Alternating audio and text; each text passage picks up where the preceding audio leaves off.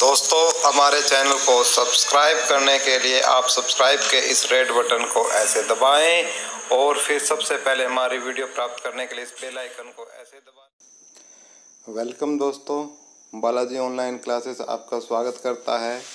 तो आज जो हम न्यूज़ लेके आए हैं, जो क्लर्क भर्ती कोर्ट केस है जो कि आज 2 नवंबर को सुनवाई थी, उसमें क्या हुआ, हमारे कुछ हमारे मेंबर्स हैं और सूत्र हैं, कुछ उनसे हमें जो इन्फॉर्मेशन मिली है हम आपके साथ वो साझा करना चाहते हैं कि आज जो 6134 क्लर्क भर्ती थी, आपको पता है कि उस पर आज 2 केस थे। एक अजय नाम का पेटिशनर था और दूसरा सोनू। तो उनमें जो केस हुए उसमें जो मैं हुआ आपको बता देता हूँ। बिल्कुल हम ज़्यादा आपका टाइम इसमें नहीं लेंगे, थोड़ा सा टाइम आपका लेके हम उसको आपको स्पष्ट करने की कोशिश करेंगे कि आखिर हुआ क्या क्लर्क भर्ती में। तो हुआ ये भाइयों कि आज सुनवाई थी। तो जो सबसे पहले जो अजय नाम का जो पेटिशनर है उसके लिए सुनवाई थी और उसमें एजी साहब है जो वकालत कर रहे थे एचएससी की तरफ से। उसमें ये बताया गया है कि उसमें जो आरोप लगा था ये लगा था कि जिसमें 41-42% जो कैंडिडेट पास हुए हैं उस पे सुनवाई हुई आज, और उस पे बताया गया कि एचएससी की तरफ से बोला गया कि जो 4 तारीख को जो एग्ज़ाम था 4 दिसंबर को, उसमें जो ज़्यादातर जो कैंडिडेट थे वो ग्रेजुएट और पोस्ट ग्रेजुएट थे। ज़्यादातर उन कैंडिडेटों ने उनमें भाग लिया और जो ज़्यादातर जो ये भी बताया गया एचएससी की तरफ से, वकील की तरफ से, एजी साहब की तरफ से कि उसके अंदर जो ज़्यादा स्टूडेंट हुए उनका रीज़न भी बताया गया। और साथ में ये भी बताया गया कि जो 4 दिसंबर का जो एग्ज़ाम था वो कोई टफ़ एग्ज़ाम नहीं था, उसका जो लेवल था वो एक लेवल था। तो उसके जो विपक्ष में जो है वकालत कर रहे थे जो अजय के लिए वकील, तो वकील ने भी कहा कि इस पे क्या है कि इस पे नॉर्मलाइजेशन होना चाहिए। तो इस पे जज साहब ने जो बोला मैं आपको बता देता हूँ। तो जज साहब ने बताया कि इसके लिए हम क्या है कि एक गठित कर लेते हैं कि मान लेते हैं कि जज साहब ने बोला कि इसमें हम मान लेते हैं कि ज़्यादा बच्चे जो हैं ग्रेजुएट या पोस्ट ग्रेजुएट के बैठे और जो और पेपर थे उनकी तुलना में इस पेपर में ज़्यादा स्टूडेंट अपीयर भी हुए, हम ये बात भी मान लेते हैं। तो जज साहब ने कहा कि हम इसके साथ साथ ये बात भी मान लेते हैं कि जो 4 तारीख वाला एग्ज़ाम था वो काफ़ी ईजी था।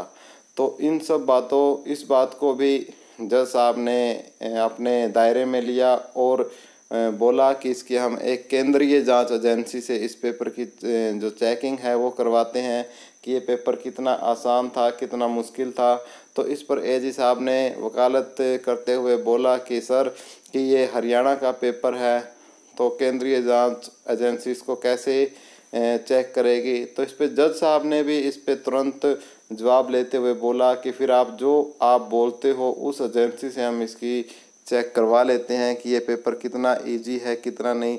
तो विपक्ष की तरफ से भी जो वकील वकालत कर रहे थे वकील, उन्होंने भी इस बात को बोला कि सर इसका नॉर्मलाइजेशन होना चाहिए। तो फिर जज साहब ने बोला कि नॉर्मलाइजेशन की बात तो बाद की बात है, सबसे पहले जांच जो एजेंसी है वो रिपोर्ट पेश करे। और एचएससी को ऑर्डर दिए हैं कोर्ट ने कि वो 4 दिसंबर से पहले जो रिपोर्ट है जांच एजेंसी की वो सभी पेपर्स उनको सबमिट करवाएं और उसके बाद जो जांच एजेंसी है वो इसकी जांच करके कोर्ट को बताएगा कि क्या उसमें आसान था पेपर या जो लेवल्स था कि वो जो सभी लेवल्स समान थे या नहीं। तो उस चीज़ की जांच करके बहुत जल्दी आपको पता चल जाएगा। और जो दूसरा केस था वो एक सोनू नाम का पेटिशनर था, उसकी तरफ से था और उसके जो वकालत थे और रविंदर ढुल थे।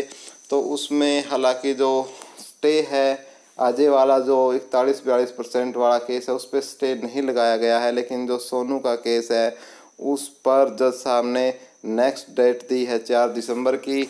और उसके ऊपर 4 दिसंबर तक गवर्नमेंट जो हाई कोर्ट है पंजाब और हरियाणा हाई कोर्ट है उसने 4 तारीख तक जो रिज़ल्ट है उस पे लीक होने से बता दिया है। तो उसके बाद जो HSC की तरफ से बोला गया है, जो AG साहब है उन्होंने बताया कि इस बंदे ने कि भाई बड़े लेवल पे क्या घोटाला किया है क्या नहीं अभी कुछ कह नहीं सकते। इस पर भी रिपोर्ट अपनी पेश की है जज साहब ने। तो फिलहाल देखते हैं क्या होता है। तो ये जो आज जो हुआ कोर्ट में ये हुआ, अब क्या होता है क्या नहीं होता है ये आने वाला समय ही बताएगा कि क्या इसके पीछे सच्चाई है क्या नहीं। और जो हमारा माननीय जो हाई कोर्ट्स है वो कितना अच्छा काम कर रहा है ये तो आप सभी जानते हैं, राम रहीम के केस में ही क्यों ना हो। तो जो भी ऑर्डर आते हैं क्या डिसीजन देता है हमारा जो माननीय पंजाब और हरियाणा हाई कोर्ट है वो हमें स्वीकार भी करना चाहिए। और कहीं ना कहीं इसकी जो जांच है वो गहराई से होनी चाहिए। और उसके बाद देखते हैं कि क्या होता है। और हम तो दुआ करते हैं कि जो बच्चे सिलेक्ट हुए हैं कि भी मान भी लेते हैं कुछ बच्चों ने फ्रॉड किया होगा, लेकिन क्या सभी बच्चे ऐसे हैं? तो ऐसा तो नहीं हो सकता। तो ज़्यादा इसमें घबराने वाली बात है। जो नॉर्मलाइजेशन का केस है उस पर स्टे नहीं हुआ, स्टे सोनू वाले केस पे हुआ कि उसमें क्या अंदर जाके किस प्रकार से जो OMR है उसमें अंगूठा है जो वो मिलाया गया है या नहीं मिलाया गया है, उसके बारे में इस बात की जो जांच है वो एजेंसियां कर रही हैं। और उसके बाद जो भी रिपोर्ट होगी हम उस रिपोर्ट के साथ आपके पास आएंगे। लेकिन एक बार फिर से हमारा वही क्वेश्चन हमारे सभी व्यूअर से है कि आपको ये नहीं देखना कि मेरा सिलेक्शन हुआ है या नहीं हुआ है क्लर्क भर्ती में, सिर्फ एक अच्छे जस्टिस होने के नाते कि एक अच्छे नागरिक होने के नाते आप कमेंट बॉक्स में कमेंट कर अपनी राय दे सकते हैं कि क्या क्लर्क भर्ती पूरी होनी चाहिए या क्लर्क भर्ती पूरी नहीं होनी चाहिए। तो दोस्तों हमारी तरफ से तो यही न्यूज़ थी। Thank you, have a nice day, आपका दिन शुभ हो।